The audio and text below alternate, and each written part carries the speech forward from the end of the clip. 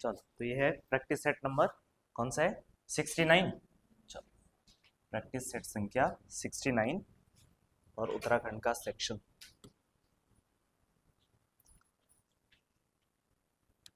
चलो भाई, पहले प्रश्न पे आते हैं। तो पहला प्रश्न है, हाल ही में उत्तराखंड की पहली आबकारी आयुक्त किसे बनाया गया है। पहली बात तो ये आयुक्त होता क्या है, क्या होता है आयुक्त है। आयुक्त को इंग्लिश में क्या बोलते हैं, क्या कहते हैं। हाँ, वो पढ़ भी नहीं पा रहे ऊपर, खाली केवल कमी कमी कमी है ना। उस, उससे आगे पढ़ना नहीं आ रहा है ना। क्या है, कमिश्नर। आयुक्त को क्या कहा जाता है, कमिश्नर कहा जाता है। ठीक है। और वैसे कमिश्नर इंग्लिश में तो ज्यादा अच्छा लगता है ना, हिंदी वाला आयुक्त आ गया, पता ही नहीं चल रहा कौन आ रहा है। लेकिन जब बोले कमिश्नर आ रहा तो यानी कि कोई बड़ी पोस्ट का आदमी है ना। तो देखो, उत्तराखंड में यानी कि जो उत्तराखंड आबकारी विभाग को क्या करता है, लीड करता है, उसको बोलते हैं आबकारी आयुक्त कहते हैं। और ये अपने आप में क्या होती है, एक बहुत बड़ी पोस्ट होती है। और हमेशा बड़ी पोस्ट पे कौन होता है, कौन होता है बड़ी पोस्ट पे हमेशा, कौन सा अधिकारी होता है, कौन सा होता है। राज्य की जितने भी बड़ी पोस्टें हैं, इन पोस्टों पे कौन से अधिकारी, अरे आईएएस होता ना, नहीं होता है, आईएएस अधिकारी तो होते हैं। किसी भी डिपार्टमेंट में जो सीनियर अधिकारी होगा, या चाहे आपके सचिवालय में जो भी आपके सीनियर अधिकारी होंगे, वो हमेशा क्या होंगे, आईएएस रैंक के ही होंगे। चाहे भले उसमें एक पीसीएस भी हो, लेकिन पीसीएस भी उस बड़ी पोस्ट पे तभी पहुंच पाता है जब वो क्या मिल जाता है, उसको आईएएस कैडर मिल जाता है। आपने सुना होगा ना, पीसीएस वालों को भी एक टाइम के बाद क्या मिल जाता है, आईएएस कैडर मिल जाता है, जब उनकी सर्विस 18 या 20 साल हो जाती है। तो उसके बाद वो बड़ी रैंक पे क्या होते हैं, प्रमोट होते हैं, है ना। तो ऐसे ही हाल में हमारे राज्य में एक आईएएस अधिकारी है जिनका नाम क्या है, अनुराधा पाल। ठीक है। अनुराधा पाल को क्या बनाया गया है, आबकारी आयुक्त बनाया गया। अच्छा, इतना खुशी क्यों रे, सही हो गया, तो कहा सही लग गया। हाँ, अच्छा अच्छा, ये सरनेम में कंफ्यूजन हो गया। अच्छा अच्छा, कोई बात नहीं, पर सही हुआ आंसर ये वाला। अच्छा, ये वाला किया पहले, अच्छा सेकंड वाला किया, ठीक है। तो अनुराधा पाल हो जाएगा। तो अनुराधा पाल इज द राइट आंसर। हाल में ही इसे उत्तराखंड आबकारी आयुक्त का क्या बनाया गया, पहली महिला आयुक्त बनाया गया। ठीक है। चलो, तो ये अपने आप में क्या है, इंपॉर्टेंट होगी ना, हिस्ट्री भी बन गई अपने आप में, कि इस विभाग को लीड करने वाली ये पहली महिला है। इससे पहले आज तक कोई भी महिला जो है आबकारी आयुक्त नहीं बनी। और आबकारी जानते हैं आप एक्सरसाइज डिपार्टमेंट क्या होता है। हाँ, शराब का क्या होता है, विभाग होता है ना, शराब वाला जो विभाग होता है उसको क्या बोलते हैं, आबकारी विभाग कहा जाता है। ठीक है। चलो जी, तो इसके अलावा देखो कुछ और चीजें और ध्यान रखना है जो हमारे राज्य में पहली बार बने हैं। ठीक है। वहीं अगर बात करें तो हमारी राज्य की पहली महिला, पहली महिला जो आईएएस थी, कौन थी, पहली महिला आईएएस। तो ये भी एक इंपॉर्टेंट प्रश्न हो जाता है। प्रथम महिला आईएएस कौन थी, कौन थी, ज्योति राव पांडे, ज्योति राव पांडे, ज्योति राव पांडे। ठीक है। इसके अलावा कुछ टाइम पहले आपने सुना होगा कि राज्य की पहली चीफ सेक्रेटरी भी बनी है ना। तो राज्य की प्रथम, ठीक है, महिला चीफ सेक्रेटरी यानी मुख्य सचिव कौन बनी है, राधा रतूड़ी। ये नाम याद रखना है, बड़ा इंपॉर्टेंट है, राधा रतूड़ी, राधा रतूड़ी।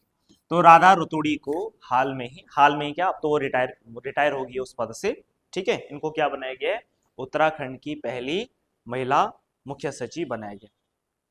अभी वर्तमान में राधा रतूड़ी किसी दूसरे पोस्ट पे क्या है, पोस्टेड है, कौन सी पोस्ट है वो, कौन सा पद है, और वो भी अपने आप में क्या बन गया, हिस्ट्री बन गई। कौन सा है, हाँ, मुख्य चीफ जस्टिस। हाँ हाँ, ठीक बोल रहे हैं ना, मुख्य सूचना आयुक्त। तो ध्यान रखना, ठीक है। जब ये इस वाले विभाग में गई तो वहां भी प्रथम महिला, प्रथम महिला मुख्य सूचना आयुक्त, मुख्य सूचना आयुक्त। ठीक है। प्रथम महिला मुख्य सूचना आयुक्त भी कौन बनी है? राधा रतौड़ी। अच्छा, अगर आपसे मैं पूछूं बड़ी पोस्ट ये मुख्य सेक्रेटरी की है या मुख्य सूचना आयुक्त की है? बड़ी पोस्ट कौन सी है? कौन सी है बड़ी पोस्ट? मुख्य सचिव की है। बताओ कौन सी है बड़ी पोस्ट? मुख्य सचिव की है ना बड़ी पोस्ट, है ना। अच्छा, बड़ी पोस्ट ये है तो ऐसा कहाँ होता था? पहले बड़ी पोस्ट पे फिर छोटी पोस्ट पे, है ऐसा भी होता है? पहले बड़ी पोस्ट पे चले फिर नीचे वाले, है ना, ऐसा भी होता है। पहले प्रमोशन फिर डिमोशन।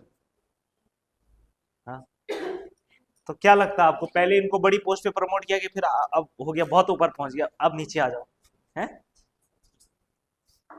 क्यों बताओ?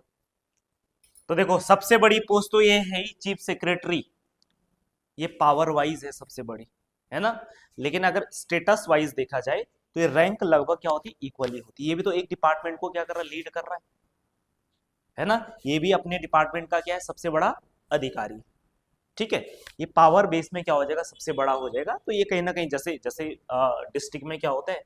डिस्ट्रिक्ट में एक डीएम भी होता है और एक एसपी भी होता है ना डिस्ट्रिक्ट में, है ना। एक छोटा जो जिला होता है वहां पे जिले को लीड करता है डीएम, ठीक। वहीं पुलिस में लीड कौन करता है? एक एसपी रैंक का करता है।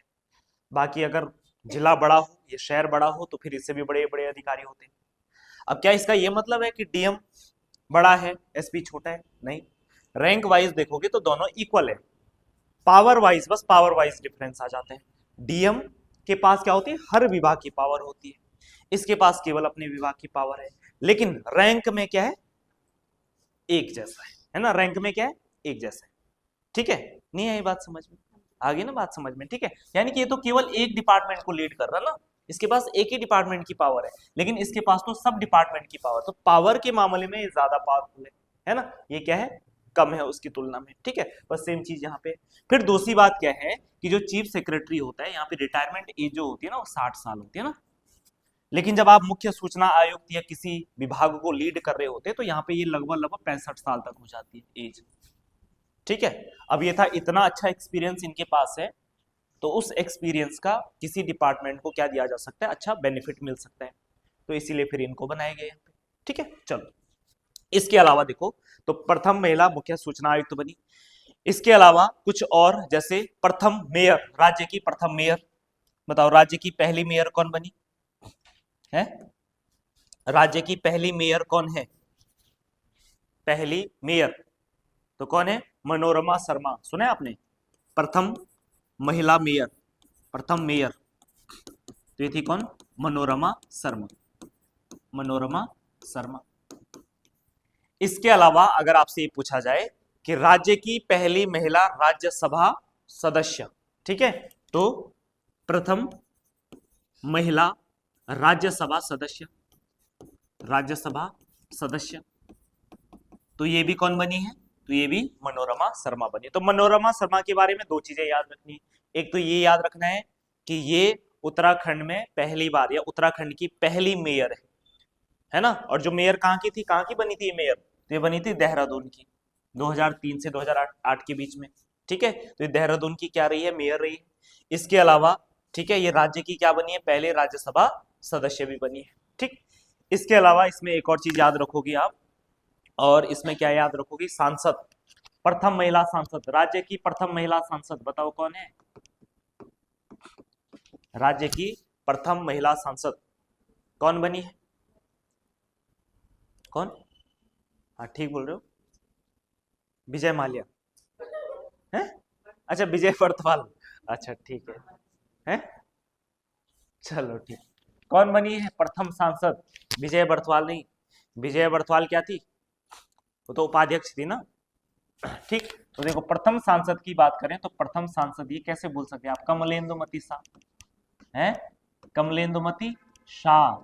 जब राज्य में पहली बार चुनाव हुए तो टिहरी क्षेत्र से सांसद बनने वाली राज्य की पहली जो महिला थी उसका नाम क्या था? कमलेंदुमती शाह था, ठीक है। और कमलेंदुमती शाह किसकी माँ थी? है किसकी थी? होगी किसी की माँ, हमने क्या करना ना, है मानवेंद्र शाह की, है ना। टिहरी का अंतिम राजा कौन था? मानवेंद्र शाह। तो मानवेंद्र शाह की क्या थी, माँ ही थी ना, हाँ माँ ही थी। चलो अब इसके अलावा देखो प्रथम सांसद हो जाएगा। इसके अलावा और क्या याद रखोगी, और महिला में प्रथम, एवरेस्ट फतेह करने वाली पहली महिला राज्य की, हाँ एवरेस्ट फतेह करने वाली है चंद्रप्रभा एतवाल। अच्छा ठीक है, तो सबसे पहले ध्यान रखना एवरेस्ट पे चढ़ने वाली पहली महिला, और ये उत्तराखंड की नहीं बल्कि पूरे भारत की पहली महिला है। ठीक है, तो एवरेस्ट पर चढ़ने वाली प्रथम महिला, ठीक है, उनका नाम क्या था, बछेंद्री पाल। और कब चढ़ी थी ये एवरेस्ट पे, बछेंद्री पाल 1984 में, ठीक है 1984 ईस्वी में हो जाएगा। ठीक, तो ये बात आप क्या रखोगे इसमें, अच्छे से याद रखोगे। ठीक है, इसके अलावा आपको ये भी याद रखना है कि राज्य की वो महिलाएं जो एवरेस्ट पे चढ़ी, अब एवरेस्ट पे तो बहुत सारे लोग चढ़ गए, लेकिन सबसे कम उम्र में एवरेस्ट पे चढ़ने वाली महिलाएं दो बहनें थी। कौन थी, हाँ ठीक है, कौन सी, तासी और नुंगसी, है ना, ताशी और नुंगसी, ताशी एवं नुंगसी। ठीक है, सबसे कम उम्र में एवरेस्ट पे चढ़ने वाली ये उत्तराखंड की क्या है, महिलाएं हैं, ताशी एवं नुंगसी। ठीक है, लगभग 2012-13 कुछ ऐसे ही था ना, लगभग। ठीक है, तो ये आपको ध्यान रखने हैं। तो ये हमारी राज्य की कुछ महत्वपूर्ण महिलाएं हैं जो अलग अलग जगह पे इन्होंने क्या किया, पहली बार इन पदों पे गई। अगले प्रश्न पे आ जाओ, और अगला प्रश्न है उत्तराखंड की सबसे कम उम्र की बालिका जिसने हाल में ताइक्वांडो में पीली बेल्ट प्राप्त कर विश्व रिकॉर्ड बनाया, कौन सा है, हाँ थिया सिंह। कौन सी है, थिया सिंह। बाकी इनकी बहन कोच वगैरह है। ठीक है, तो थिया सिंह जो है ये क्या बनी है, उत्तराखंड की सबसे कम उम्र वाली जिसने क्या किया है, ताइक्वांडो में पीली बेल्ट जीती है। और जो ये उत्तराखंड की सबसे, अच्छा ये बताओ आप, ये जो ताइक्वांडो होता है क्या होता है, ताइक्वांडो क्या होता है, हाँ, ऐसे ऐसे होता है ना ऐसे होता है ना, वो जो ऐसे मार्शल आर्ट जिसे बोलते हैं, है ना, पैरों से। इसमें तीन मुख्य रूप से प्रयोग किया जाता है, एक हाथ, दूसरा कोहनी, और तीसरा पांव, है ना। इनके तालमेल करके आप अच्छे से क्या कर सकते हैं, अपने आप को डिफेंड कर सकते हैं। ठीक है, अगर कभी ऐसी नौबत आई तो।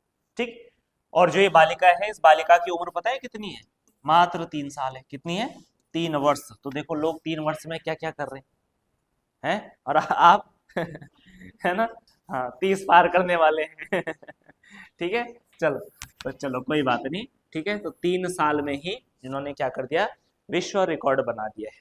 ठीक है, चलो। वैसे इनकी बड़ी बहन शायद कौन है, मोयरा है, हिना में से कोई और है, ये भी ऑलरेडी कुछ ना कुछ पदक जीत चुकी है। ठीक है, चलो अगले प्रश्न पे आ जाओ, और अगला प्रश्न है देहरादून में सूर्या ड्रोन ट्रैक 2025 कार्यक्रम का आयोजन किसके सहयोग से किया गया था, बताओ किसके सहयोग से किया गया था ये, है किसके सहयोग से किया गया था, हाँ SIDM व सेंट्रल कमांड भारतीय सेना यानी इंडियन आर्मी के द्वारा। ठीक है, SIDM, SIDM की जो फुल फॉर्म होती है, इसका फुल फॉर्म क्या है, सोसाइटी ऑफ इंडियन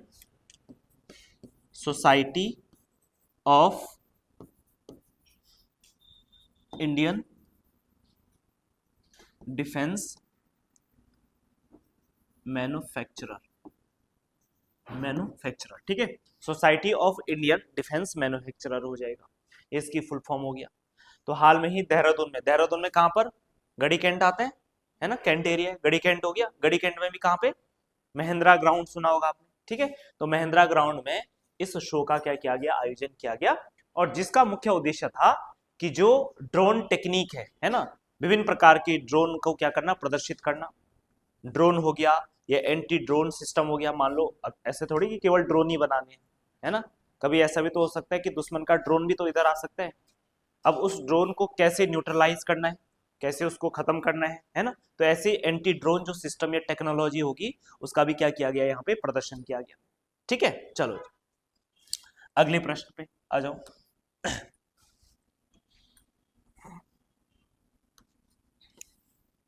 प्रश्न संख्या 24वां प्रश्न है, सही मिलान करना है तो मिलान कीजिएगा। सबसे पहले उत्तरांचल राज्य का गठन कब हुआ, उत्तरांचल राज्य का गठन बताओ। 9 नवंबर 2000, आगे 2002, 2000 2002, ठीक है। तो उत्तराखंड राज्य का गठन 9 नवंबर 2000 हो जाएगा, ठीक है। उत्तराखंड में पहला परिसीमन कब हुआ? परिसीमन का मतलब क्या होता है? हाँ, परिसीमन क्या होता है? परिसीमन का मतलब सीट आवंटित करना, किसको? हाँ, राज्यसभा में और लोकसभा में जैसे सीटों का निर्धारण करना कि किस क्षेत्र से कितनी सीट होनी चाहिए। अब जैसे उत्तराखंड में से कितनी है लोकसभा में सीट? 5 सीटें, और राज्यसभा में कितनी है? 3 सीटें। तो कभी तो डिसाइड किया होगा ना इसको, है ना? तो जब डिसाइड किया गया होगा उसी को क्या कहा जाता है? परिसीमन कहा जाता है, ठीक। तो ऐसे ही जब हमारा राज्य बना तो सबसे पहली समस्या यही थी कि आने वाले टाइम में जब भी उत्तराखंड में पहली बार चुनाव होंगे तो उन चुनावों के लिए सीट कौन सी होनी चाहिए, सीट का नाम क्या होना चाहिए, किस जनपद से कितनी सीटें होनी चाहिए, है ना? तो इसी का क्या किया गया? परिसीमन किया गया। और जो पहला ऐसा परिसीमन होता है वो कब होता है? 5 नवंबर 2001 को होता है। उसके बाद देखो, बात करें अंतरिम विधानसभा का प्रथम सत्र कब हुआ था? अंतरिम विधानसभा का प्रथम सत्र 9 जनवरी 2001 में हुआ था, है ना? 9 नवंबर 2000 को राज्य बना। उसके 2 महीने के बाद जो है राज्य का क्या किया गया? प्रथम विधानसभा सत्र किया गया। और कहां पे किया गया? कहां पे किया गया? देहरादून में किया गया, है ना? अस्थायी राजधानी थी। राज्य में प्रथम विधानसभा चुनाव कब होता है? तो राज्य का प्रथम विधानसभा चुनाव होता है 14 फरवरी 2002 को होता है, ठीक है। चलो, तो मिलाओ इनको, एकाएक कहीं है, एकाएक तो खत्म, बाकी और तो देखने की जरूरत ही नहीं थी। अगर पहला वाला ही मैच हो गया तो हो गया प्रश्न, है ना? ठीक है, तो बाकी आंसर आपका ये हो जाएगा। अगला प्रश्न, उच्च न्यायालय की न्यायमूर्ति की सेवा की आयु कितनी होती है? तो बताओ भाई, कितनी होती है? कितनी होती है? 62 होती है ना? और वहीं सुप्रीम कोर्ट के जजों की 65 होती है, ठीक है। तो ये आपको ध्यान रखना है। सबसे पहले देखो, जब भी कोई राज्य बनता है तो संविधान के अनुसार जब भी कोई नया राज्य बनेगा तो उस राज्य की न्याय व्यवस्था को देखने के लिए वहां पे क्या होना चाहिए? एक हाई कोर्ट होना चाहिए, है ना? और ये किस अनुच्छेद में लिखा हुआ है? अनुच्छेद, अनुच्छेद 214। अनुच्छेद 214 ये कहता है कि प्रत्येक स्टेट का क्या होना चाहिए? अपना हाई कोर्ट होना चाहिए। उसके बाद बात करें 216, अनुच्छेद 216 किसकी बात करता है? तो अनुच्छेद 216 बात करता है कि जो हाई कोर्ट आपने बनाई है उस हाई कोर्ट में क्या होना चाहिए? उस हाई कोर्ट को लीड करने के लिए एक मुख्य जज होना चाहिए, जिसको क्या बोलेंगे? चीफ जस्टिस बोलेंगे, ठीक है। तो यानी कि 216 में चीफ जस्टिस की क्या की गई है? व्यवस्था की गई।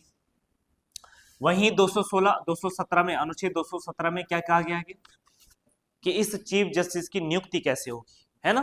तो इसके नियुक्ति की क्या की गई है? बात की गई। तो 217 में है चीफ जस्टिस की नियुक्ति। और कैसे होती है चीफ जस्टिस की नियुक्ति? कैसे होती है? हाँ, कोलेजियम। कैसे मतलब कौन होता है इसमें शामिल? हाँ, एक तो होता है भारत का जो चीफ जस्टिस ऑफ इंडिया होते हैं, राष्ट्रपति हो गया, और आपका जो है राज्यपाल हो गया, है ना? तो इन लोगों के द्वारा ये लास्ट में किसको रिकमेंड करेंगे? राष्ट्रपति को रिकमेंड करेंगे, और फिर राष्ट्रपति क्या कर देंगे? इनकी नियुक्ति करेंगे, ठीक है। तो 217 के अनुसार इनकी क्या होगी? नियुक्ति होगी। अब हमारे राज्य में देखो, समय समय पर कई सारे क्या बने? आपके चीफ जस्टिस बने हैं, जो कि एग्जाम के लिए इंपॉर्टेंट है। सबसे पहले जब हमारा राज्य बना तो सबसे पहला चीफ जस्टिस कौन बने राज्य के? हाँ, तो पहले चीफ जस्टिस हैं अशोक अवेंद्र देसाई। अशोक अवेंद्र देसाई, ठीक है। तो ये राज्य के पहले चीफ जस्टिस थे। उसके बाद जब ये चले गए तो उसके बाद कौन बने? देखो, अगर ये आएगा कि राज्य के पहले कार्यवाहक चीफ जस्टिस, तो कौन है फिर? राज्य के पहले कार्यवाहक chief justice, acting chief justice, जो हमारे राज्य के बने, यही बने थे, ठीक है। जब इनकी नियुक्ति यहाँ पे हुई थी, जब हमारा राज्य बना था, तो केवल एक कार्यवाहक के तौर पे रखे गए थे, है ना? मतलब मुख्य नहीं, परमानेंट नहीं थे। उस टाइम पे इनको बोले भाई 1-2 महीने देख लो जब तक चीजें नॉर्मल नहीं हो जाती है, ठीक है। तो कार्यवाहक बनाए गए थे। फिर इसके बाद जब इनको कुछ महीने हो गए थे, तब बोला भाई अब आप ही परमानेंट कर लो, है ना? तो तब इनको क्या बनाया गया? मेन बनाया गया, अशोक अवेंद्र देसाई। अशोक अवेंद्र देसाई जब रिटायर गए तो उसके बाद कौन बने? S H Kapadia. S H Kapadia, ठीक। और एसएच कपाड़िया भी बहुत टाइम तक उत्तराखंड के चीफ जस्टिस नहीं रहे, क्योंकि इनका बाद में क्या हो गया, सुप्रीम कोर्ट में क्या हो गए थे, प्रमोट हो गए थे, है ना। और जब प्रमोट हुए तो बाद में सुप्रीम कोर्ट के क्या बनते हैं, हाँ, चीफ जस्टिस ऑफ इंडिया बनते हैं ना, ठीक है, देश के सर्वोच्च न्यायाधीश। और कौन से नंबर के बने हैं, 38वें नंबर के। तो ध्यान रखना, ये 38वें नंबर के क्या थे, चीफ जस्टिस ऑफ इंडिया थे। उसके बाद देखो, एसएच कपाड़िया के बाद तीसरे जो व्यक्ति हैं उनका क्या नाम क्या था, विकास सिरपुरकर। विकास सिरपुरकर, विकास सिरपुरकर। तो ये राज्य के तीसरे क्या बने हैं, आपके चीफ जस्टिस बने हैं। उसके बाद चौथे नंबर पे कौन बने हैं, जोसेफ, ठीक है, तो चौथे नंबर के हो जाएंगे। पांचवें नंबर के कौन से होंगे, राजीव गुप्ता। पांचवें नंबर के कौन थे, राजीव गुप्ता। छठे नंबर के कौन थे, विनोद गुप्ता। छठे नंबर के कौन से थे, विनोद गुप्ता, ठीक है। सातवें नंबर के कौन थे, जगदीश सिंह केहर। जगदीश सिंह केहर। और ये जगदीश सिंह केहर भी आप अच्छे से याद रखेंगे, क्योंकि ये बाद में सुप्रीम कोर्ट के भी क्या बनते हैं, चीफ जस्टिस बनते हैं ना, ठीक है। तो ध्यान रखना आपको ये। और कौन से नंबर के बने, 44, 44वें क्या बनते हैं, भारत के चीफ जस्टिस बनते हैं, ठीक, ये भी याद रखना।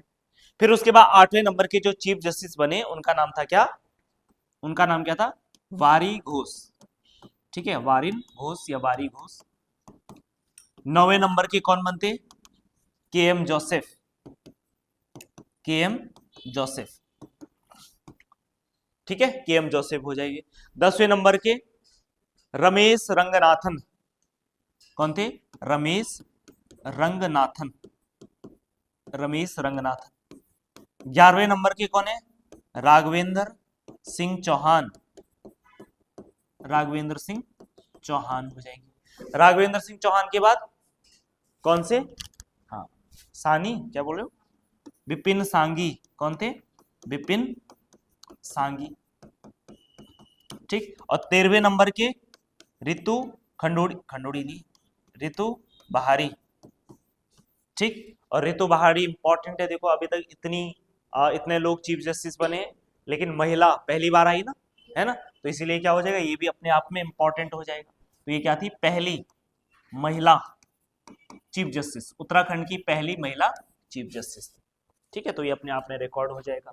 तो रितु बहारी उत्तराखंड की पहली क्या बनी है, मुख्य न्यायाधीश बनी है। और इनका नंबर भी आपको याद रखना, 13वें नंबर पे, तो कभी स्टेटमेंट बेस्ड क्वेश्चन यहाँ पे आ सकते हैं। रितु बहारी उत्तराखंड की पहली महिला मुख्य न्यायाधीश थी। दूसरा स्टेटमेंट ये आ सकता है, रितु बहारी उत्तराखंड की 13वीं चीफ जस्टिस बनी है ना, इस तरीके से स्टेटमेंट बेस्ड आ जाएगा।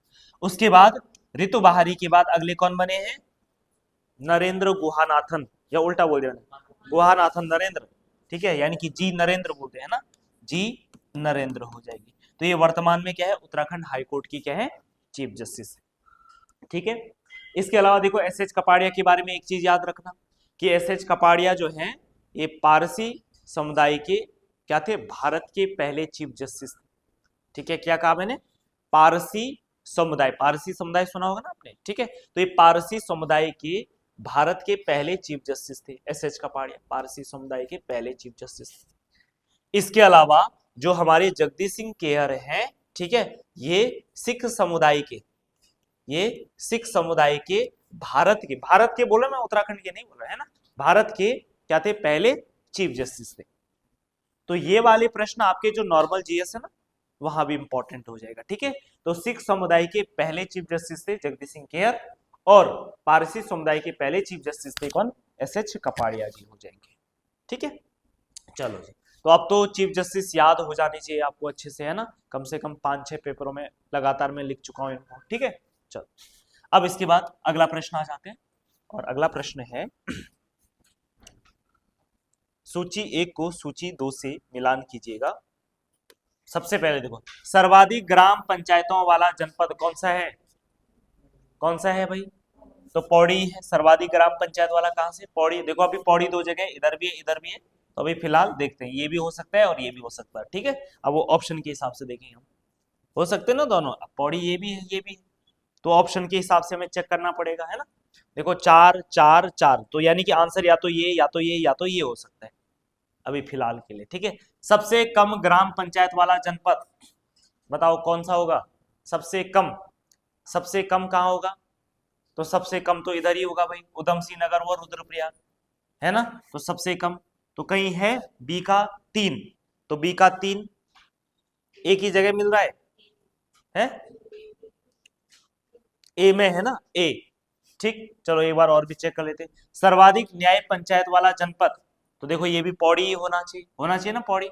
चलो अभी चेक करते हैं, इसको यहां मिला देते हैं। और सबसे कम न्याय पंचायत वाला जनपद, तो ये कहां होगा बताओ? है सबसे कम न्याय पंचायत वाला जनपद, रुक जाओ एक सेकेंड ना, एक का एक, अरे एक का एक तो इसमें है ना, ठीक है, इसका 3 3, बी का 3, सबसे कम ग्राम, अच्छा सबसे कम ग्राम पंचायत तो चंपावत हो जाएगा ना, सबसे कम ग्राम पंचायत कहाँ हो जाएगा? चंपावत हो जाएगा। सर्वाधिक न्याय पंचायत वाला पौड़ी, क्योंकि सबसे ज्यादा ग्राम पंचायत है तो सर्वाधिक न्याय पंचायत भी इधर ही हो जाएगा, है ना? और सबसे कम न्याय पंचायत वाला जनपद उधम सिंह नगर, उधम सिंह नगर में तो न्याय पंचायत ना के बराबर है। ठीक, तो यानी कि ये वाला हो जाएगा आपका 3, तो एक का एक, दो का दो, ठीक है, एक का एक, दो का दो, बस हो गया मैच। ठीक है, गड़बड़ हो गया ना, हाँ ठीक है। चलो, तो सर्वाधिक ग्राम पंचायत वाला जनपद आपका पौड़ी है, सबसे कम ग्राम पंचायत वाला जनपद आपका चंपावत हो जाएगा, सर्वाधिक न्याय पंचायत वाला पौड़ी, और सबसे कम न्याय पंचायत वाला जनपद आपका उधम सिंह नगर व रुद्रप्रयाग हो जाएगा। ठीक है, इसके अलावा आपको एक और चीज याद रखनी है, अगर प्रश्न आ जाए कि सर्वाधिक ब्लॉक, अगर ब्लॉक आ जाए तो सबसे ज्यादा ब्लॉक कहाँ है? सबसे ज्यादा ब्लॉक, सबसे ज्यादा ब्लॉक है कहाँ? पौड़ी गढ़वाल में। ठीक है, कहाँ है? पौड़ी गढ़वाल में। और वहीं अगर मैं आपसे पूछूं कि सबसे कम ब्लॉक कहां पर है सबसे कम ब्लॉक, तो सबसे कम जो ब्लॉक है तो ये आ जाएगा आपका रुद्रप्रयाग एवं बागेश्वर आ जाएगा। ठीक है, रुद्रप्रयाग और बागेश्वर में सबसे कम ब्लॉक है। सबसे अधिक तहसील, सबसे अधिक तहसीलों की बात करें तो सबसे अधिक तहसीलें कहाँ हैं? सबसे अधिक तहसील कहाँ है? तो सबसे अधिक तहसील आपको अल्मोड़ा में मिल जाएगी। ठीक है, सबसे अधिक तहसील कहाँ है? अल्मोड़ा में। और सबसे कम तहसीलों की बात करें तो सबसे कम तहसील आपकी कहाँ है? सबसे कम तहसील कहाँ है? तो सबसे कम तहसील आपकी है कहाँ पर है? रुद्रप्रयाग में। कहाँ पर है? रुद्रप्रयाग में है ना, जुकाम लग गया रे, रुद्रप्रयाग में। ठीक है, चलो अगला प्रश्न आ जाओ। दुग्ध विकास के लिए समन्वित डेयरी विकास योजना कब शुरू की गई? दुग्ध विकास के लिए समन्वित डेयरी विकास योजना कब शुरू की गई? तो दुग्ध उत्पादन के लिए समन्वित डेयरी विकास योजना जो है 2002-3 में की गई। कब की गई थी? 2002-3 में की गई थी। ठीक है, अब हम देखते हैं कि दुग्ध विकास में या राज्य में डेयरी विकास के लिए क्या क्या प्रयास किए गए समय समय पे। तो सबसे पहले बात करें 1949, कब? 1949 है सबसे पहले, देखो 1949 राज्य का पहला दुग्ध, पहला सहकारी दुग्ध संघ बनाया गया। पहला क्या बनाया गया? प्रथम दुग्ध संघ बनाया गया। तो प्रथम, राज्य का प्रथम दुग्ध संघ कब बनाया गया? 1949 में। और इसका निर्माण कहाँ पे किया गया? ये किया गया आपका हल्द्वानी, और हल्द्वानी कहाँ है? नैनीताल में।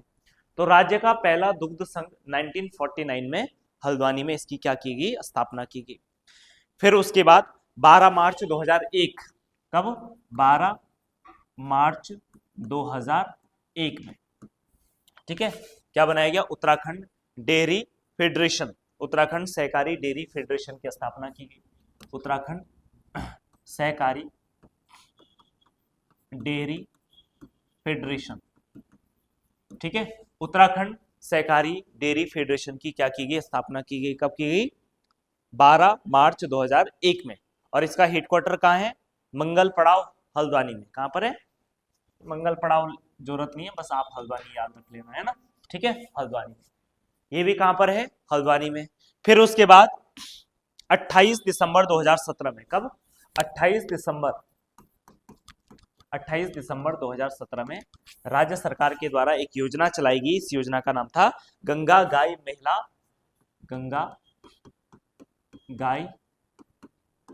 महिला योजना। गंगा गाय महिला योजना, ठीक है, 28 दिसंबर 2017 को। ठीक, फिर उसके बाद 2018 में एक योजना आई जिसका नाम था हिमालयन बास्केट योजना। हिमालयन बास्केट योजना। हिमालयन बास्केट योजना जब स्टार्ट हुई थी 2018 में, ये सरकार का तरफ से नहीं किया गया था, है ना। दो लोग थे जिनका नाम था, एक का नाम था सुमित और दूसरे का नाम था स्नेहा थपलियाल। सुमित एवं स्नेहा थपलियाल के द्वारा यह योजना शुरू किया गया था निजी स्तर पे। ठीक है, तो निजी स्तर पे सुमित और स्नेहा थपलियाल के द्वारा हिमालयन बास्केट योजना शुरू की गई थी।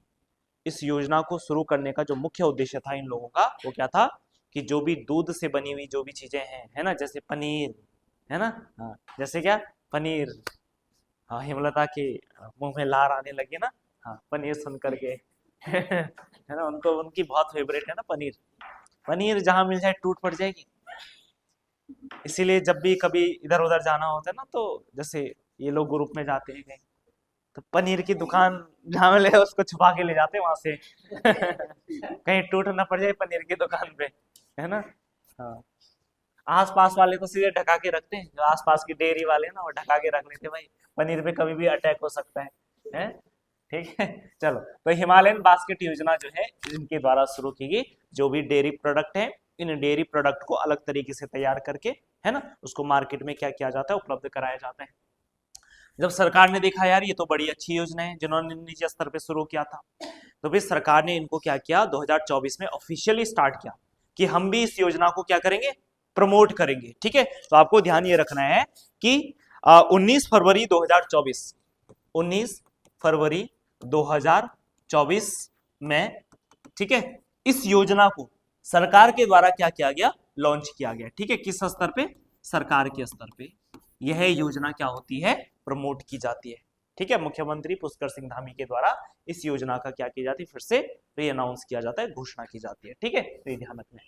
तो 19 फरवरी 2024 हो जाएगा। ठीक है, इसके अलावा इसमें और क्या याद रखोगे, तो 1 दिसंबर 2022 में सरकार एक नई योजना लेके आई और इस योजना का नाम था क्या, आंचल कैफे योजना। कौन सा था, आंचल कैफे योजना। और जो आंचल कैफे योजना है, इस योजना को लाने का उद्देश्य भी ये था कि मेन जो भी है ना डेयरी प्रोडक्ट है, इन कैफे के माध्यम से इनको क्या किया जाएगा, बेचा जाएगा। आंचल नाम आपने सुना ही होगा, है ना। आंचल क्या है, आंचल, ये मत बोलना मेरी दोस्त है, हाँ, है ना। हाँ, आंचल क्या है, आंचल डेयरी है ना, डेयरी है आंचल। आंचल जो है उत्तराखंड सरकार के द्वारा डेयरी प्रोडक्ट को या मार्केट में डेयरी प्रोडक्ट उपलब्ध कराने के लिए एक ब्रांड बनाया गया है सरकारी स्तर पे, है ना।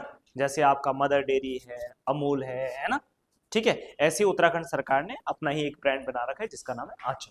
तो आंचल ध्यान रखना है, ठीक है, कि उत्तराखंड सरकार किस नाम से डेयरी प्रोडक्ट को बेचती है, किस नाम से बेचती है, आंचल नाम से बेचती है। ठीक है, ऐसे उत्तर प्रदेश में कौन सा चलता है, पराग, ऐसे कुछ सुना होगा आपने। ठीक है, हाँ, ठीक, तो 1 दिसंबर 2022 में आंचल कैफे योजना आई। इसी योजना के तहत सरकार ने क्या किया कि सबसे पहले रुद्रपुर में क्या किया, 2 कैफे खोले, रुद्रपुर में 2 कैफे खोले। लेकिन अगर आपसे ये पूछा जाए कि पायलट प्रोजेक्ट के रूप में सबसे पहले जो कैफे लगाया गया, तो वो कहां पे लगाया गया, देहरादून में। तो पायलट प्रोजेक्ट के रूप में सबसे पहले जो ये कैफे, आंचल कैफे शुरू किया गया, वो कहां पे किया गया, देहरादून में किया गया। ठीक है, हाँ, पायलट प्रोजेक्ट क्या होता है, पायलट मतलब समझ लो आप, कोई पायलट आएगा वहां जहाज उड़ाने वाला। पायलट प्रोजेक्ट मतलब पहले देखते हैं चलता है नहीं चलता, जैसे होता ना, एक बार जिसको बोलते हैं क्या, टेस्ट कर लेते हैं ना, चलो कैफे खोल के देखते हैं, अगर अच्छा चल जाएगा तो इसको और जगह भी अप्लाई करेंगे, और नहीं चलेगा तो यही बंद।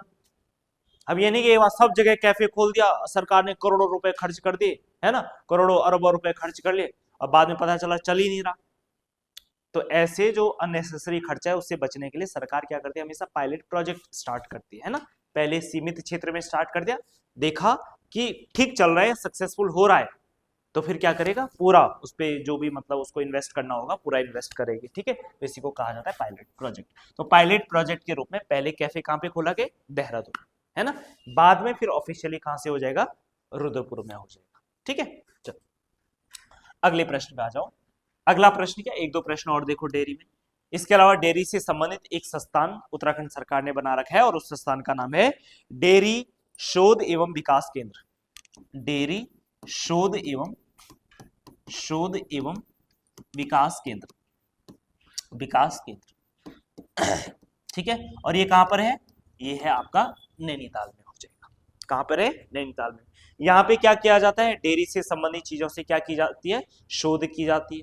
किस तरीके से दुग्ध उत्पादन और ज्यादा किया जाए, किस तरीके से और बेहतर नस्ल की गायें वगैरह रखे, है ना, ताकि प्रोडक्शन क्या हो, बहुत ही बेहतरीन लेवल पे हो, किस तरीके से मैनेजमेंट हो। तो ये तमाम सारी चीजें यही लोग करते हैं, डेयरी शोध एवं विकास केंद्र के। तो ये कहां पर है, नैनीताल में। इसके अलावा सरकार ने एक और प्लांट बनाया है, ठीक है, ताकि हमारे राज्य में जो दुग्ध आपूर्ति हो वो क्या हो, अच्छे से हो जाए। और इसके लिए इन्होंने एक प्लांट लगाया है, और ये प्लांट लगभग कितने, 5000 लीटर का प्लांट है। और इसका नाम क्या है, मिल्क पाउडर प्लांट। क्या है, मिल्क पाउडर प्लांट। और मिल्क पाउडर जो प्लांट है ये कहां पे लगाया गया, तो ये लगाया गया आपका उधम सिंह नगर की, कहां पे, सितारगंज में। उधम सिंह नगर की सितारगंज में मिल्क पाउडर प्लांट लगाया गया। ठीक है, तो देखो डेयरी से कोई भी प्रॉब्लम नहीं होनी चाहिए। अगर डेयरी से प्रश्न बनेगा तो यहीं से कुछ बनेगा, इससे बाहर प्रश्न नहीं आएगा। ठीक है, डेयरी से, पशुपालन की बात नहीं हो रही अभी यहाँ पे। डेयरी अलग चीज है, पशुपालन अलग चीज है। ठीक है, तो डेयरी से संबंधित मैक्सिमम प्रश्न आपके इतने बन सकते। अगला प्रश्न आ जाओ। कौन सा कथन गाड़ू घड़ी यात्रा के बारे में सही है।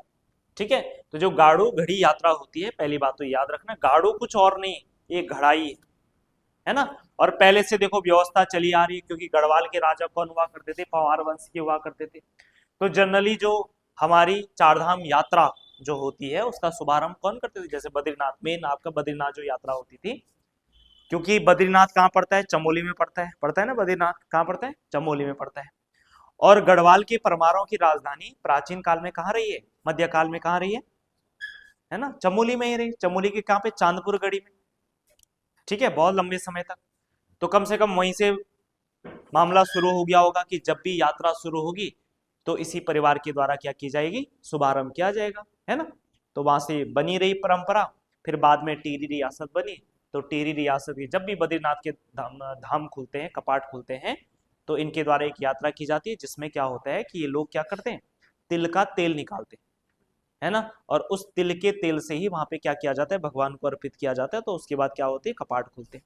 तो जो गाड़ू घड़ी यात्रा होती है, तो कपाट खुलने से ठीक एक दो दिन पहले स्टार्ट हो जाती है। तो यहाँ अभी वर्तमान में भी क्या होता है कि टिहरी जो राजा के घर वाले ना, जैसे कौन है, अभी कौन है? आपकी सांसद भी है वो, टिहरी वालों की। टिहरी वालों को पता नहीं क्या पसंद आती है ना।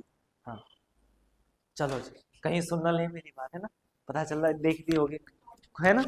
कौन, हाँ, क्या हो गया, कॉल आ रहा है, कोई नहीं, आ रहा है तो ठीक है। तो इनके द्वारा क्या किया, जब भी कपाट खुलना होता है तो इनके द्वारा तिल का तेल निकाला जाता है, और यही चीज लेकर के कहाँ जाते हैं, वहां जाते हैं, फिर भगवान को क्या किया जाता है, अर्पित किया जाता है। जिसके बाद विधि विधान के द्वारा क्या होता है, बद्रीनाथ धाम के कपाट खुलते हैं ना। अभी बद्रीनाथ धाम के कपाट क्या हुए, बंद हुए ना अभी, कब हुए थे बंद, 25 तारीख को या 26 तारीख को। ठीक है, तो चलो, तो कपाट खुलने में जो ये यात्रा होती है इनकी, तो इसी को क्या बोलते हैं, गाड़ू घड़ी यात्रा कहा जाता है। पहली बात यह है, एक चांदी का पात्र होता है, तो बिल्कुल बात सही है, भाई राजा महाराजा वाले हैं, है ना। तो मिट्टी का घड़ा थोड़ी बनेंगे, किसका बनाएंगे, चांदी, है ना, चांदी सोना वगैरह जो भी है। टिहरी राज परिवार की महिलाओं द्वारा तिलों का तेल निकाला जाता है। क्या बात सही है, बिल्कुल सही है। ठीक है, तिलों के तेल से बद्रीनाथ धाम में कपाट खुलने के पावन मुहूर्त पर अखंड ज्योति जलाई जाती है। क्या बात सही है, तो नहीं तो तेल का प्रयोग कहाँ करेंगे, है ना, तो अखंड ज्योति जलाने में ही करेंगे, तो सी भी सही है। यानी तीनों सही है तो उपयुक्त आपके क्या हो जाएंगे, सही हो जाएंगे। तो डी वाला ऑप्शन क्या हो जाएगा आपका, राइट आंसर हो जाएगा। ठीक है, चलो जी अगले प्रश्न पे आ जाओ। क्रौच पर्वत शिखर पर स्थित मंदिर में कार्तिकेय स्वामी मेला किस जनपद में लगता है? अब क्या ये भी नहीं पता था? तो ये तो ऐसा हो गया, सपने में भी नहीं भूलेंगे ना क्रौच पर्वत। और अगर भूल गए तो कभी क्रौच पर्वत आए तुम लोग, है ना तो वहीं से सीधे, वैसे भी इतने टॉप पे है वो, है ना है ना। हाँ, आज तक वहां कोई कुछ नहीं हुआ आज तक तो समझ लो फिर भविष्य में संभावना बन सकती है ना। आज तक वहां एक आदमी भी नहीं गिरा, है ना। इतनी ईश्वर की महिमा है सच में, है ना। क्योंकि इतना भयंकर, छोटे बच्चे जाते, सब जाते, लेकिन किसी के साथ आज तक कोई घटना नहीं हुई। और जिस स्थान से जल लाया जाता है ना, वो इतने खतरनाक जगह पे है ना, इतने खतरनाक जगह, थोड़ा भी पाँव इधर का इधर हो गया ना तो आदमी मिलेगा भी नहीं, है ना। हड्डियां उड्डियां तो बात की बात है, मिलेगा भी नहीं, आदमी गया कहाँ। क्योंकि आसपास इतना घना जंगल है, आप नीचे भी नहीं जा सकते, प्रॉपर एक रास्ता है, उसके अलावा आप इधर उधर भी नहीं जा सकते। सीधे ऐसा है कि पर्वत ऐसा गिर गए तो सीधे, ऐसा भी नहीं, ऐसा मत सोचो पहाड़ ऐसे होता है ऐसे, ऐसा है सीधे, ऐसे पहाड़ सीधे ऐसे नहीं, आज तक नहीं गिरा, कभी कोई घटना नहीं आज तक। और आप सोचेंगे कि हाँ चार पांच लोग जाते हैं, चार पांच लोग, हजारों लाखों की भीड़ हो जाती है कभी कभार तो, स्पेशली जून का जो महीना मेला लगता है उस टाइम पे तो। लेकिन आज तक कुछ नहीं हुआ है ना, तो ये भी अपने आप में बड़ी बातें हो जाती। चलो जी, तो कहाँ है, तो इसलिए मैं चाहता हूँ कि आप भूले ना इसको, नहीं तो, है ना। हाँ ठीक है, नहीं तो मैं तो आस पास ही हूँ वहाँ है ना। हाँ ठीक है, चलो। तो क्रौच पर्वत शिखर पे मंदिर में कार्तिकेय स्वामी मेला लगता है, कहाँ पे, रुद्रप्रयाग में लगता है। इसके अलावा रुद्रप्रयाग में कई सारे और मेले भी लगते हैं ना। जैसे कौन कौन से मेला, तो एक मेला, कौन सा मेला, अन्नकूट मेला। कौन सा मेला है, अन्नकूट मेला। कहाँ पे लगता है अन्नकूट मेला, कहाँ पे लगते हैं, केदारनाथ में लगता है। ठीक है, ये ध्यान रखना। और इसी को क्या कहते हैं, भतूज उत्सव भी कहते हैं। क्या कहा जाता है, भतूज उत्सव भी कहा जाता है। तो अन्नकूट मेला हो गया, या इसी को क्या कहते हैं, भतूज उत्सव भी कहा जाता है। ठीक है, भतूज उत्सव भी कहा जाता है। इसके अलावा और कौन कौन सी मेला, जाख मेला आपने सुना होगा, जाख मेला सुना है। जाख मेला कहां पे लगता है, गुप्त काशी में लगता है। कहां पे लगता है, गुप्त काशी में लगता है। ठीक है, और जाख मेले की बात करें तो यहाँ पे जो है जो देवता का जो पशुआ होता है, जो है ना, जिसपे मतलब देवता अवतरित होता है, वो क्या करते हैं, जलते हुए अंगारों पे नंगे पांव से चलता है। ठीक है, तो इसलिए जाख मेला प्रसिद्ध है। इसके अलावा अगर बात करें तो और कौन कौन से मेला है, एक तो ये मेला हो ही गया, कार्तिकेय स्वामी मेला है ना, तो ये तो क्रॉस पर्वत रुद्रप्रयागी हो जाएगा। इसके अलावा कोटेश्वर मेला, कोटेश्वर मेला कहाँ पे लगता है, तो ये कोटेश्वर मेला भी कहाँ पे लगता है, रुद्रप्रयाग में ही लगता है। इसके अलावा एक और मेला होता है, ये भी बड़ा इंपॉर्टेंट है, मदमहेश्वर मेला। मदमहेश्वर मेला कहाँ पे होता है, ये भी बड़ा इंपॉर्टेंट है, कहाँ पे होता है? हाँ, ओंकारेश्वर मंदिर यानी उखीमठ में। ठीक है, कहाँ पे होता है, उखीमठ में, उखीमठ में। क्योंकि उखीमठ क्या है, मदमहेश्वर का क्या है, शीतकालीन आवास है। और इसके अलावा और किसका है, और किसका है, भगवान केदार का है। ठीक है, चलो जी। अभी देखा, जैसे पट बंद हो गए, पट नहीं, कपाट बंद हो गए, है ना। ठीक है, तो उसके बाद अभी अब कौन सी यात्रा शुरू होगी है, शीतकालीन। अब नया कॉन्सेप्ट कर दिया ना सरकार ने, ताकि यात्रा साल भर चलती रहे। तो अब है आपकी शीतकालीन यात्रा शुरू होगी है। तो शीतकाल में अगर आजकल आपको यात्रा करनी है तो आप कहाँ जाओगे, मदमेश्वर मंदिर, उखीमठ जाओगे। ठीक है, चलो जी। और ऐसे बद्रीनाथ का कहाँ जाओगे, बद्रीनाथ का शीतकालीन आवास कहाँ है कहाँ, मुखवा। इसको मुखवा ही भेज दो रे। हाँ, भैरव झाप है वहां कहीं, है ना। हाँ, भैरव झाप वाली जगह। हाँ, गंगोत्री में ना, धक्का देना वहीं से, भैरव झाप में पहले ऐसे होता था ना। ठीक है, चलो जी। तो मदमेश्वर हो जाएगा, उखीमठ। और आपका बद्रीनाथ का कहाँ हो जाएगा, ज्योतिर्मठ। अब जो ज्योतिर्मठ बोलेंगे, जोशीमठ नया नाम हो गया ना, ज्योतिर्मठ।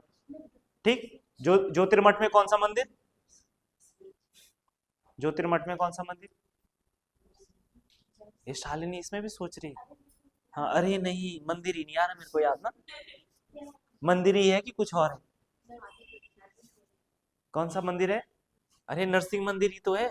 ठीक है, बद्रीनाथ का कौन सा शीतकालीन आवास? नरसिंह मंदिर हो जाएगा। ठीक, चलो जी, और कौन से मेला लगते हैं रुद्रप्रयाग में? और कौन सा लगता है? पटौगणिया पर्यटन विकास मेला, पटौगणिया। ठीक है, इसके अलावा और कौन सा लगता है? मंदाकिनी शरदोत्सव, मंदाकिनी शरदोत्सव एवं कृषि औद्योगिक विकास मेला। ठीक है, तो ये ध्यान रखना आपको, ये कहाँ पे लगता है? रुद्रप्रयाग में लगता है।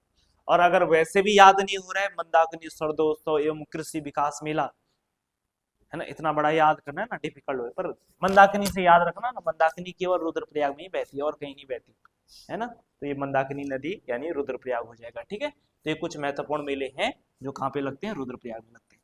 अगले प्रश्न पे आ जाओ। गढ़वाल में किया जाने वाला नृत्य जो गुजरात के गरबा एवं असम के बिहू नृत्य के समान होता है, कौन सा है?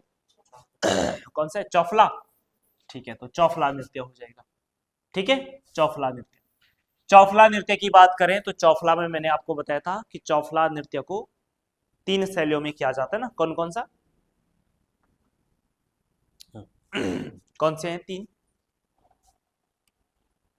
3 शैली? खड़ा चौफला, मयूर चौफला और लालुडी चौफला। ठीक है, तो खड़ा, चौफला, मयूर और लालुडी। ठीक, इसके अलावा इसमें आपको क्या बताए थे? 4 भाव बताए थे। ये तो शैली है, और भाव कितने हैं? 4। कौन कौन से? तब तो भाव भी खत्म हो गए ना।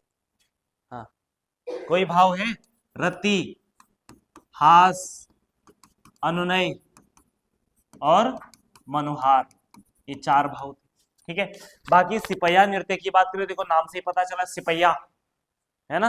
और सिपैया मतलब सिपाही, मतलब देश प्रेम, सिंपल सी बात है ना। तो देश प्रेम पे आधारित जो आपके नृत्य किए जाते हैं उनको क्या बोलते हैं?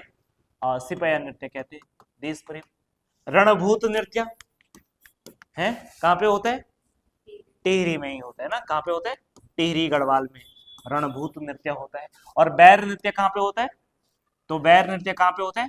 कुमाऊं में होता है। और ये कैसा नृत्य है?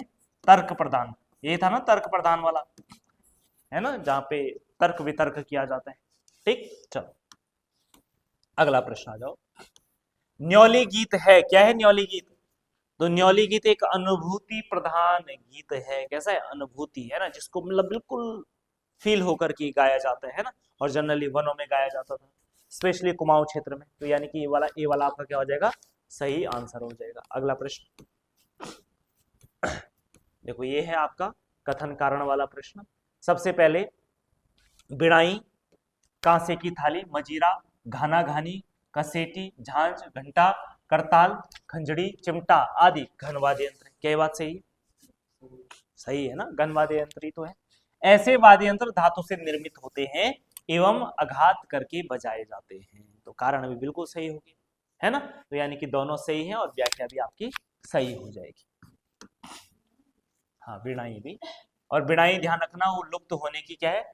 कगार पे भी। अगला निम्नलिखित में से किस फिल्म की शूटिंग उत्तरकाशी में हुई है? किसकी हुई है? राम तेरी गंगा मैली, देखिए आपने? हुस्न पहाड़ों की, ये गाना है उसमें, उसी में ये पढ़ा, उसी में किसी और? हुस्न पहाड़ों की, ये वाला गाना है ना उसमें, है ना। ठीक है, देखो बिजली गुल मीटर चालू, ये टिहरी गढ़वाल में है ना। क्या कनीबल, है ना, बार बार बोलते ना, और ज्यादा ही हो गया था ना फिर, अति, है ना। अब मूवी तो बहुत बढ़िया थी, पता वो उसने जब अति बल यूज किया ना तो तब थोड़ा ज्यादा गड़बड़ हो गई मैटर ना, थोड़ा वो एक्स्ट्रा लग रहा था ना। वैसे मूवी बढ़िया थी ना, एकदम से शानदार मूवी थी। बिजली गुल मीटर चालू, है ना। कहीं आप लोगों का घर गुर तो नहीं आ रखा था आसपास? नहीं, आपके घर के बगल में हुई है? थोड़ी आगे जा करके तो, नहीं तो आपके घर में होती। अब तो वही कह रहा, वही तो बोला ना, आपके घर के आसपास, नहीं कि मेरे घर में नहीं। नहीं, मैंने ये नहीं बोला घर भी आया तुम्हारा, ये नहीं कहा मैंने ये कहा कि आपके घर की आदत, मतलब कहने का मतलब सेंस वही था, है ना। तो बिजली गुल मीटर चालू। स्टूडेंट ऑफ द ईयर, हाँ, एफ आर आई में हुई ना, ये पूरी शूटिंग वही हो रखी है। ठीक है, बाकी ये बची राम तेरी गंगा मैली, बहुत पुरानी फिल्म है। ठीक है, चलो सी, बहुत अच्छी मूवी भी है। इसके अलावा पहली फिल्म बार बार बता चुका हूं, अब बताने की जरूरत नहीं है ना। दुर्गा प्रसाद घड़ियाल की रचनाओं के संदर्भ में निम्न कथनों पर विचार कीजिए और सही उत्तर का चयन कीजिएगा। सबसे पहले मुआरी इनका कहानी संग्रह है, एकदम 100% सही बात है ना। ठीक है। घाम बरखा छैल इनका गीत कविता संग्रह है, ये बात आपकी गलत हो जाएगी। ठीक है। उच्चारणों इनका प्रसिद्ध उपन्यास है गलत कैसे हो जाएगा, ये बात भी बिल्कुल क्या है सही है। तो 1 और 3 सही है और 2 क्या है गलत है, ऐसा है कहीं? 1 और 3 सही है और 2 आपका क्या हो जाएगा, गलत हो जाएगा। ठीक है, चलो जी अगला प्रश्न आ जाओ। कौन सा किया हमने इसमें, बी वाला ऑप्शन।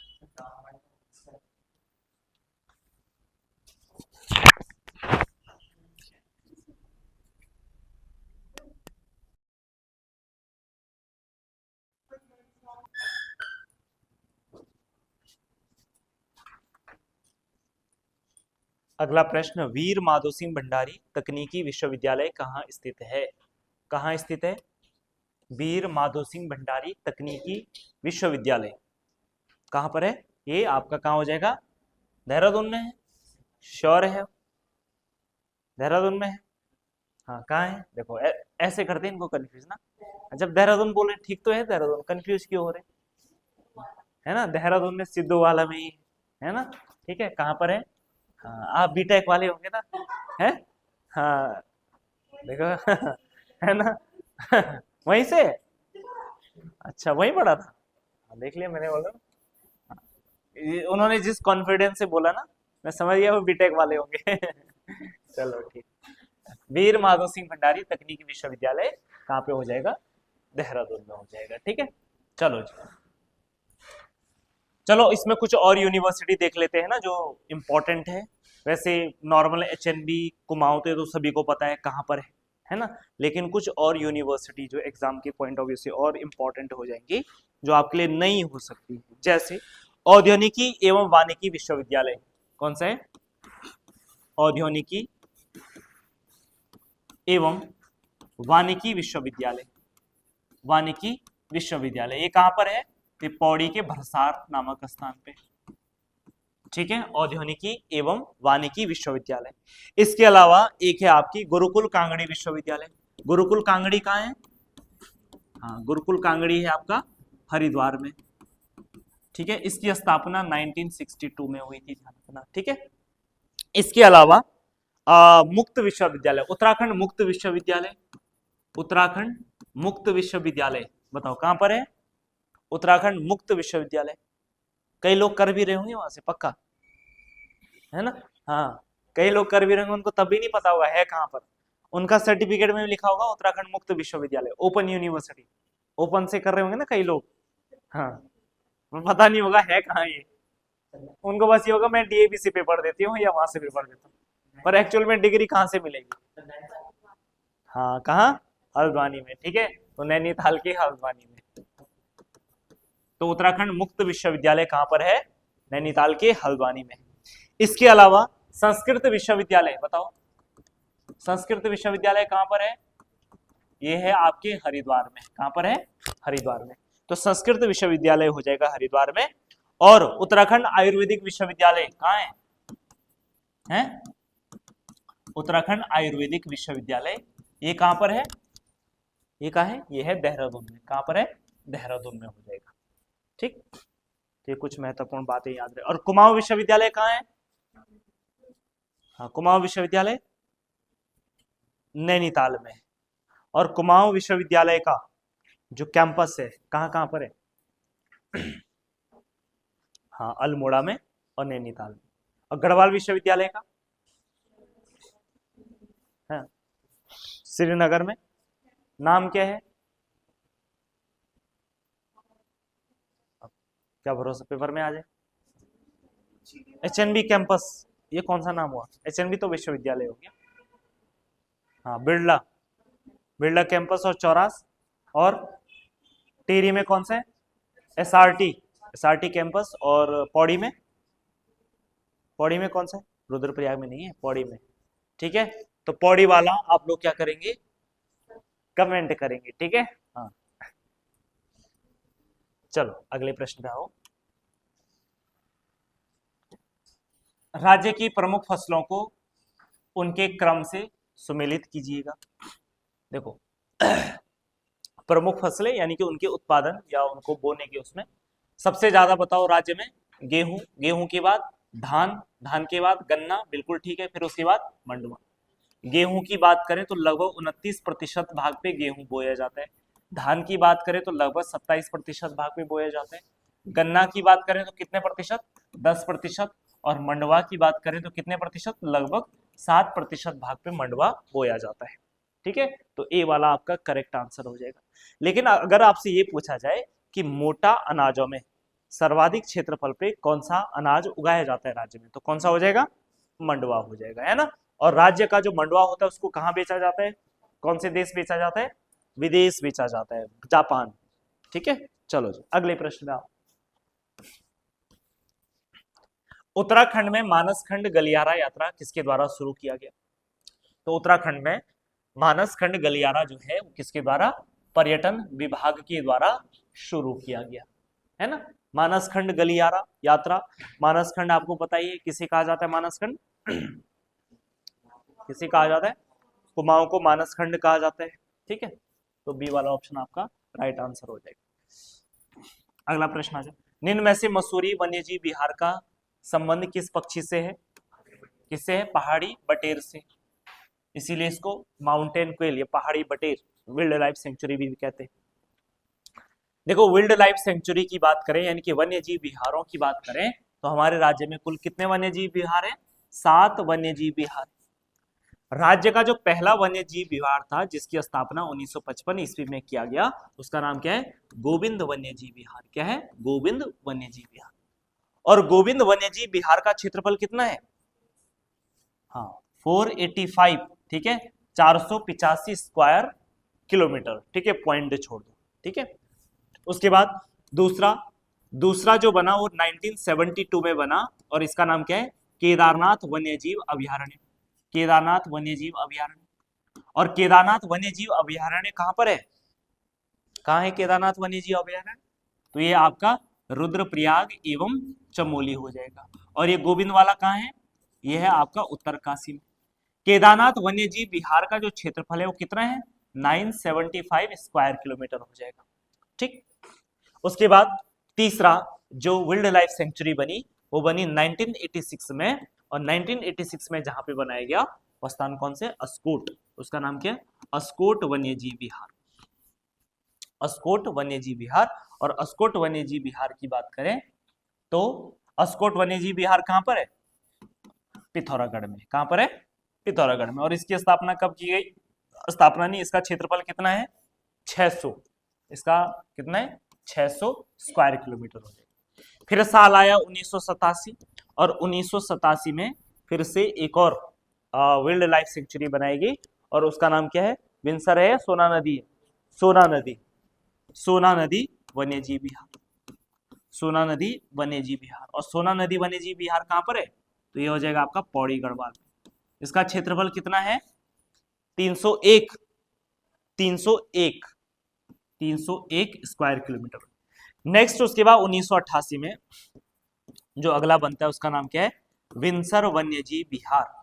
और विंसर वन्यजीव विहार कहां पर है, कहां पर है, अल्मोड़ा में हो जाएगा। ठीक है, और इसका क्षेत्रफल कितना है, 47, अल्मोड़ा इसका है 47 स्क्वायर किलोमीटर।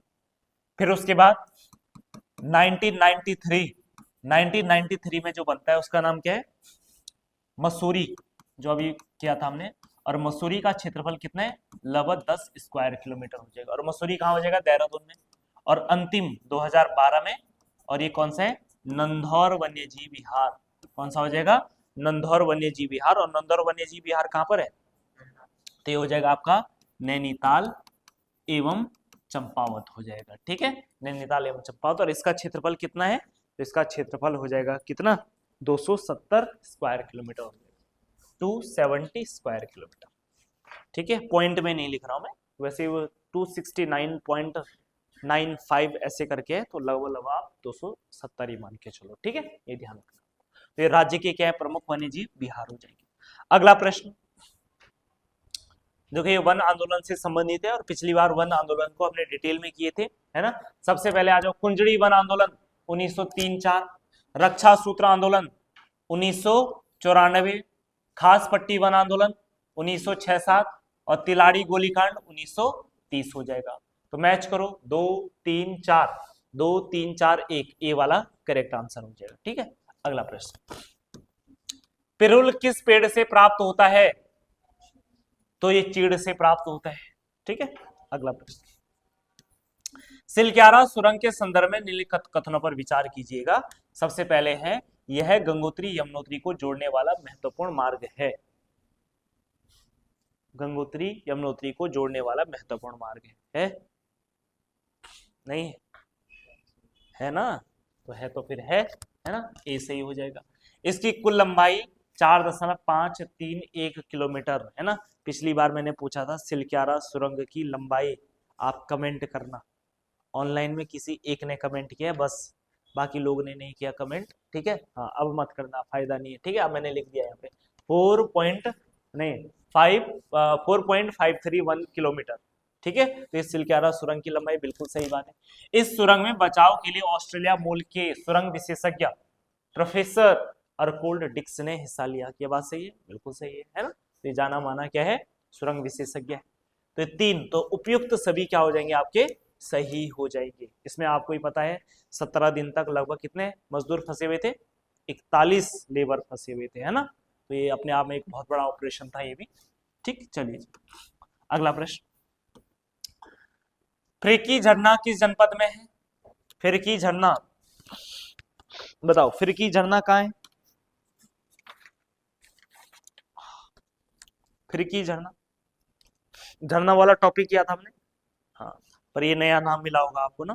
ठीक है, चलो तो फिरकी झरना आपका कहाँ है? नैनीताल में। बाकी कॉर्बेट वाटरफॉल भी आपको कहाँ पे मिल जाएगा? नैनीताल में मिल जाएगा। शंखधारा जलप्रपात कहाँ है? शंखधारा उत्तरकाशी में है। मंदाकिनी, हाँ बस रुद्रप्रयाग में ना, उत्तरकाशी में मंदाकिनी। भेलछड़ा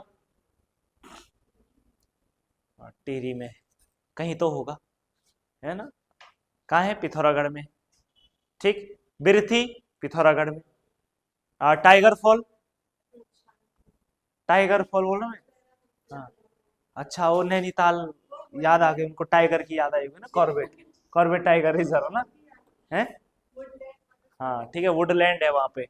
ठीक, इसके अलावा कैंपटी फॉल टिहरी में हो जाएगा। ठीक, चल अगला प्रश्न जनक ताल किस जनपद में है?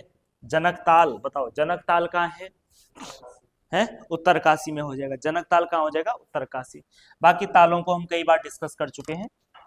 निम्न में से कुबेर की राजधानी अलकापुरी बताओ, कुबेर की राजधानी अलकापुरी कहाँ थी? तो कुबेर की राजधानी जो अलकापुरी है वो कहां पर है? चमोली में। पौराणिक कथाओं के अनुसार भगवान विष्णु का कछवा पतार किस पर्वत पे हुआ था? कहां पे? क्रांतेश्वर है ना, कांतेश्वर कहां पर है? कहां पर है कांतेश्वर? कहां है कांतेश्वर? बागेश्वर में है या चंपावत में? चंपावत में है ना। बिल्व पर्वत कहां है? बिल्व पर्वत हरिद्वार में। दूनागिरी चमोली में। नंगा पर्वत चमोली में। नंगा पर्वत कहाँ है? कैसा पर्वत है? नंगा पर्वत है ना, है ना। ठीक, कहां पर है? उत्तरकाशी में नंगा पर्वत नहीं, एक उधर भी है आपका पाकिस्तान, पाकिस्तान वाले नंगे ही है ना, है ना। ठीक है, मतलब उस तरफ है वो, उस वही वही उस वाली पार्ट में आते, तो उन्होंने पर्वत का नाम भी वैसे ही हो गया ना। हालांकि पार्ट वो हिस्सा भारत का है। अब उन्होंने कहा देखो नंगे तो हम ही हैं, तो उन्होंने भारत से वो वाला हिस्सा छीन रखा है ना, जहाँ पे नंगा पर्वत है ना, ये वाली जो पर्वत है, ठीक है, ये उसी साइड पड़ता है एक्चुअल में हमारा, लेकिन उन्होंने बोला सूट हम पे करता है है ना, तो अपने पास रखा हुआ उन्होंने। ठीक, चलो जी अगला प्रश्न उत्तराखंड में ताम्र संस्कृति की सबसे पहली खोज किसे माना जाता है? किसे माना जाता है? तो ये आपका बहदराबाद हो जाएगा, है ना। तो जब वहां पे कार्य चल रहा था तो उसी दौरान वहां पे कुछ ताम्र संस्कृति के कुछ तांबे के बर्तन मिले थे वहां पे। ठीक, चलो जी, बाकी अगला प्रश्न, निम्न में से खसों की सामाजिक प्रथाएं थी, बताओ कौन कौन सी है। क्या खसों में झटेला प्रथा थी? यस, झटेला कई बार बता चुका हूं, है ना। ठीक है, जेठा या जेठू प्रथा, जेठा या जेठू प्रथा, ये भी बिल्कुल थी। कुमार कुमारी प्रथा, नहीं, ये किस में थी? कोलों में थी, है ना। देवदासी प्रथा, ये भी बिल्कुल खसों में थी। तो ये आपका 1 2 और 4, 1 2 4, 1 2 4 ए वाला राइट आंसर हो जाएगा। अगला प्रश्न आ जाओ जी, महाभारत में किनके द्वारा सम्राट युधिष्ठिर को भारत के तीर्थ केंद्रों के बारे में जानकारी दी गई थी? तो ये किसने दी थी? ऋषि धौम्या। ठीक है, ऋषि धौम्या के द्वारा दी गई थी। अगला प्रश्न, सर्वाधिक पुरुष साक्षरता वाला जनपद कौन सा है? कौन सा है पुरुष साक्षरता वाला? हाँ, यहाँ पुरुष है ना। हाँ, लाइव उदाहरण सामने है ना, है ना। ठीक है, हाँ, ये भी नहीं कह सकते हम नहीं मानते, है ना, ये भी नहीं कह सकते हम नहीं मानते, है ना, हम मानना ही पड़ेगा। हम तो खुद होते ही हैं साक्षर, हम औरों को भी साक्षर करते, वो भी अच्छे लेवल पे, है ना। ठीक है, चलो जी, तो रुद्रप्रयाग क्या है? हमारे उत्तराखंड का सबसे ज्यादा पुरुष साक्षरता है। वहीं महिला साक्षरता की बात करें तो महिला साक्षरता में कौन है? अल्मोड़ा, देहरादून। महिला साक्षरता में हो जाएगा देहरादून और पुरुष साक्षरता में हो जाएगा आपका रुद्रप्रयाग। निम्न में से किन दो जनजाति को आदिम जनजाति का दर्जा दिया गया है? तो बताओ भाई, आदिम जनजाति का दर्रा नहीं, दर्जा। ठीक है, तो देखो, एक है बोक्सा, एक हो गया आपके बोक्सा, और दूसरा कौन सी है? राजी जनजाति को आदिम जाति का दर्जा दिया गया। तो D is the right answer. ठीक है, हाँ, क्वेश्चन में ही आंसर है।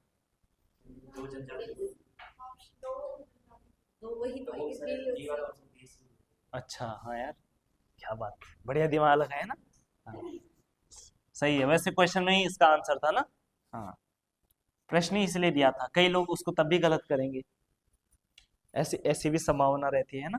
चलो अगला प्रश्न आ जाओ, उत्तराखंड में ग्रीन स्कूल के प्रतिपादक, उत्तराखंड में ग्रीन स्कूल के जो प्रतिपादक थे, बताओ कौन है? वीरेंद्र सिंह रावत। कौन है? वीरेंद्र सिंह रावत। बाकी त्रिवेंद्र सिंह रावत तो सुना ही है ना। हाँ, चलो जी, कौन थे त्रिवेंद्र सिंह रावत? हाँ, पूर्व मुख्यमंत्री, और वर्तमान में क्या है?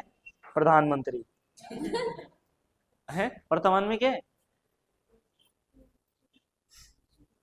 वर्तमान में क्या है?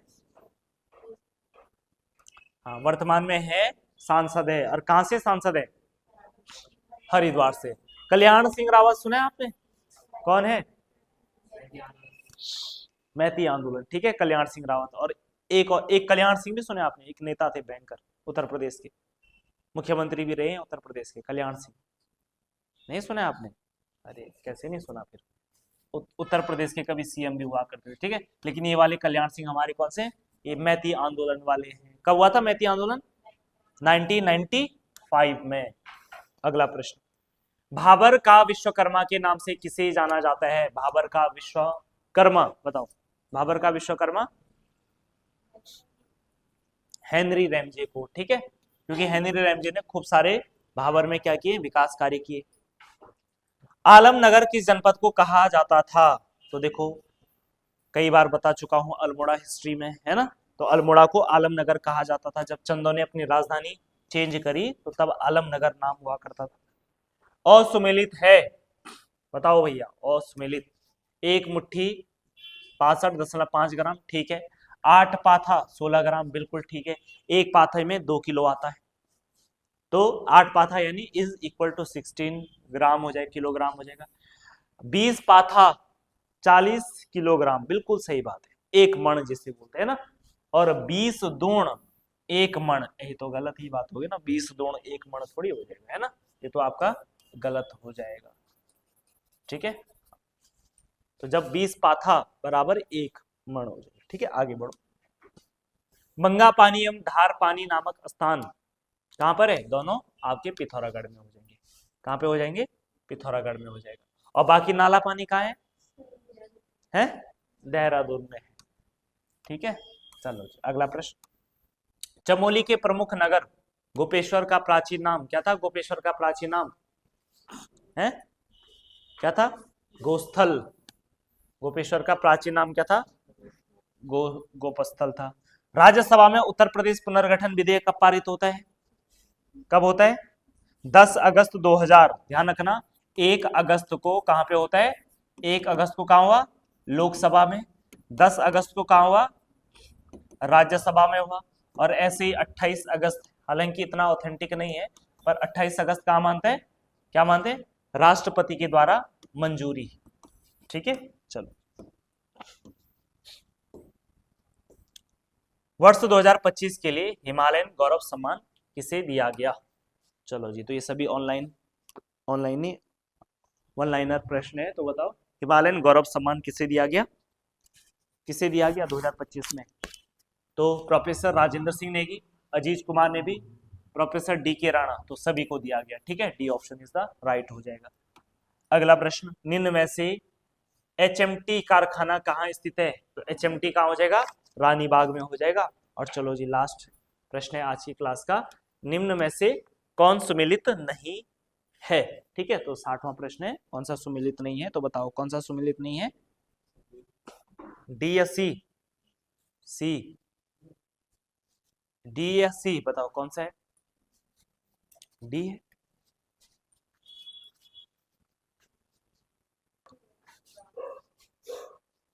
चलो जी, तो 60वां प्रश्न है, सुमिलित नहीं है। अशोक कुमार साई कहां से है? देहरादून से है, ये भी ठीक है। जसपाल राणा टिहरी, है ना, फेमस नाम है। आर एस रावत ये आपके पौड़ी से है। ठीक है, और ये यानी कि गलत हो जाएगा। सैयद अली आपके नैनीताल से हो जाएगा, तो सी इज द राइट आंसर हो जाएगा। ठीक है, चलो जी, तो ये आपका सेट नंबर 69 का सोल्यूशन था। इसके बाद जीएस वाला सोल्यूशन आपका पार्ट 2 में आएगा। ठीक है, चलिए जी।